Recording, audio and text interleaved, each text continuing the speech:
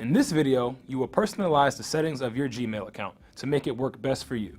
You will select your language settings, set display preferences, set desktop notifications, add an email signature, and set a vacation responder.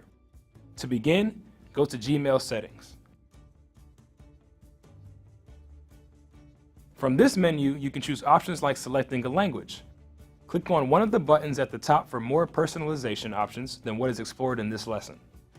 First, select your desired language settings. Then, set up your preferences for what you would like the display to look like. Decide how many conversations you want to see on one page, in the default font, size, and color of your text.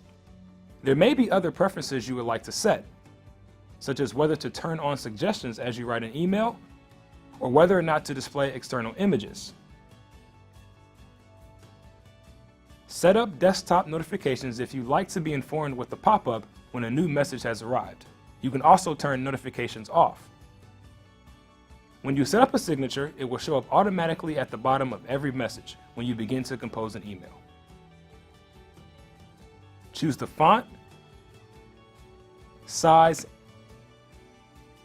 and style of the text in your signature and decide if you want to include a link or a photo. Click in the box to include your signature in replies as well.